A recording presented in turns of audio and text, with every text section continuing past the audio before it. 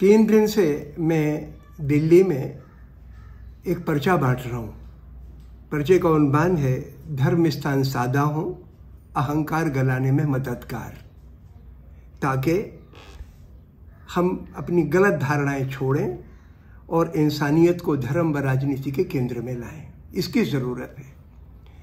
तो पहले दिन तो मैंने जामा मस्जिद के इलाके में पर्चे बांटे और ऑब्वियसली 10 में से 8 आदमी तो पर्चा ले लेते हैं, कोई रिएक्शन नहीं देते, लेकिन 2 लोग बड़ी मोहब्बत से मिले और पढ़े लिखे लोग, कम पढ़े लिखे लोग, रिक्शे चलाने वाले, ऑटो चलाने वाले, दुकानदार, सब सुकून से मिले। अगले दिन मैंने चावड़ी बाज़ार, चांदनी चौक और ये जो फतेहपुरी मस्जिद का जो इलाका है उस इलाके में पर्चे बांटे, और ख़ासतौर से उन इलाकों में जहाँ बल्ली मारान की गलियाँ, और वो घर तो देख के मैं दंग रह गया। इतनी सकरी गलियाँ और छोटे छोटे से घर, लेकिन फिर भी लोगों के चेहरे पे मासूमियत, गरीबी के बावजूद सुकून, आपस में मेल जोल। कई इलाके तो मुस्लिम इलाके थे, कई हिंदू इलाके थे, लेकिन कुछ इलाके मिक्स्ड भी थे, और बाजार में तो दुकानें मिक्स्ड थी। लेकिन उन दुकानदारों में जो छोटे छोटे दुकानदार हैं, अपनापन।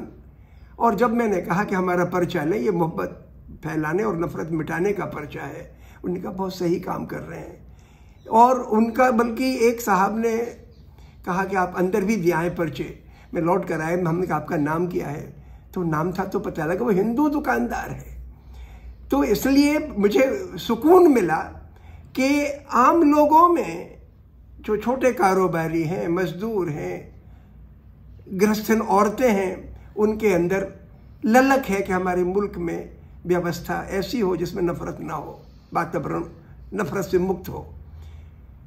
मैं जामिया में भी गया और वहाँ पे एक बहुत पुराना, अजमेरी गेट पे 300 साढ़े 300 साल पुराना एक स्कूल है, एंग्लो अरेबिक स्कूल, जिसमें मिर्ज़ा गालिब भी नौकरी करने के लिए गए थे। नौकरी तो नहीं की थी, उनकी प्रिंसिपल से मिला, टीचर से मिला, बड़ी मोहब्बत से मिले।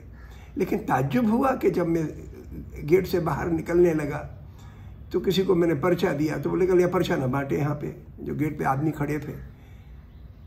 बहुत मैं समझ गया कि इनको इंस्ट्रक्शन मिली हुई है, प्रिंसिपल से नहीं, हुकूमत की तरफ से मिली हुई है। वही हालत जामिया में गया तो जामिया में एजुकेशन डिपार्टमेंट में इस वक्त इम्तहान चल रहे हैं, तो बच्चे मिलते नहीं हैं। 10-5 बच्चे होंगे, तो उनसे मैंने बातचीत की, किसी को पर्चा दिया। फिर मैं प्रोफेसर से मिलने चला गया, उनने तो बड़ी मोहब्बत से बातचीत की, लेकिन सिक्योरिटी गार्ड ने मुझे चेता दिया कि यहाँ पर्चा बांटना अलाउड नहीं है। मैंने कहा भाई, मैं तो प्रोफेसरों को देने के लिए गया था, उनसे बात करने गया था, जिससे बात करता हूँ अपनी बात समझाने के लिए पर्चा भी देता हूँ, ये कोई प्रोपेगेंडा का पर्चा नहीं है। उन्होंने नहीं, वो कुछ नहीं। मैं समझ गया कि इस वक्त शिक्षण संस्थाओं पर बोलने की आज़ादी नहीं है। आज़ादी किस चीज़ की है? शाखा आप लगा सकते हो, शाखा क्या चीज़ है? सिवाय नफरत पैदा करने के, जुनून पैदा करने के, अपना बड़प्पन जताने के, और क्या चीज़ है? नाम उसको भले आप देशभक्ति दे दो, संस्कृति दे दो, नाम तो बड़े बड़े आप देते हैं, तो इसकी तो छूट है। आप जहर भरो, गांधी के कातिल को महिमा मंडित करो, उसकी तो छूट है, लेकिन सच्ची बात करने की, जिससे मुल्क जूझ रहा है, उससे आप बच्चों से बात नहीं कर सकते। ये वातावरण बहुत ही गलत है।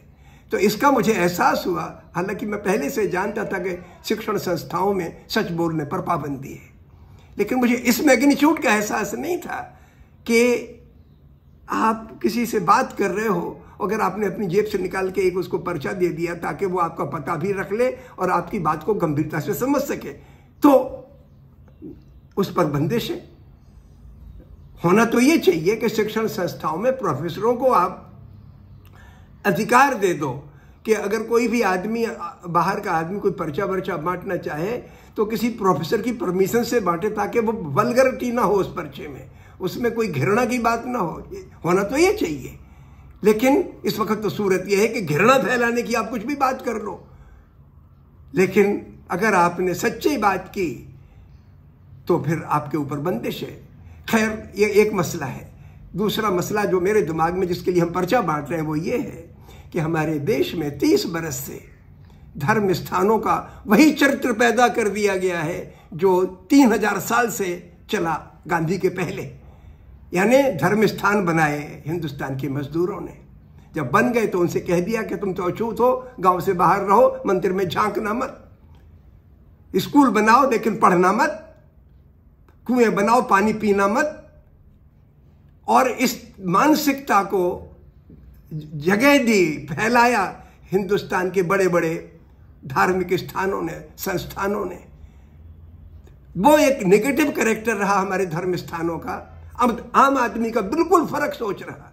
आम आदमी ने धर्म स्थानों से ईश्वर भक्ति सीखी, नम्रता सीखी, घमंड मिटाना सीखा, लेकिन इलीट क्लास ने इसके जरिए समाज को टुकड़ों में बांटा, जातियों में बांटा, और इतना बुरी तरह से बांटा अपने परिवार की लड़कियों तक को पे बंदिश लगा दी।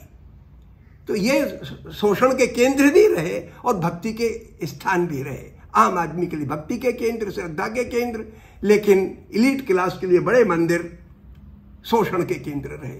और वही सूरत गांधी ने उसके खिलाफ, और तमाम लोगों ने, ज्योतिबा फुले ने, नारायण गुरु ने और तमाम लोगों ने हिंदुस्तान में क्रांति पैदा की ताकि इनका चरित्र बदले, और बदला भी। जब सब लोगों को उसमें जाने की इजाज़त मिली आज़ादी के बाद खास तौर से, तो हमारे धर्म स्थानों का चरित्र जनमुखी बना। लेकिन पिछले 30 बरस से देश में जब से ये धर्म स्थानों के जरिए सत्ता हासिल करने की भूख और व्यापारिक तबकों द्वारा शोषण पर पर्दा डालने की जो बदनीयती थी, उसकी वजह से ये धर्म स्थान फिर उसी बुरी सूरत में आ गए। मैं चाहता हूं उनको आज़ाद किया जाए। धर्म स्थान किसी की बपौती नहीं है, किसी की पर्सनल प्रॉपर्टी नहीं है। आम आदमी को वहां जाके सुकून मिले, घमंड उसका जरा पिघल जाए, इसके लिए बने हैं धर्म स्थान। इन सब सूरतों को देखते हुए मैं महसूस करता हूं कि हम में से हर एक का फर्ज है कि अपने आसपास के वातावरण में जो घृणा का एलिमेंट है, घमंड का एलिमेंट है, हमारे लोगों में एक दूसरे के प्रति वैमनस्य की भावना है, उसको हम कम करें नम्रता के साथ। कई जगह मुझे राहुल गांधी की यात्रा को याद दिलाने वाले लोग भी मिले, लेकिन वो काम तो उन्होंने किया, अच्छा किया, लेकिन ये तो हमें उससे 10 गुनी और 20 गुनी 100 गुनी तादाद में करना है। हर दिल को छूना है इस देश में, ताकि हमारे देश में कोई आदमी सर झुका के न जिए, सर खड़ा ऊंचा करके चल सके। इसकी हमें ज़रूरत है। और अगला 1 साल हमारे लिए बड़ा महत्वपूर्ण है कि धर्म राजनीति के केंद्र में फिर जुनून बन के खड़ा ना हो जाए, ताकि हमारी आंखें खुली रहें। इसकी ज़रूरत है। बहुत बहुत शुक्रिया।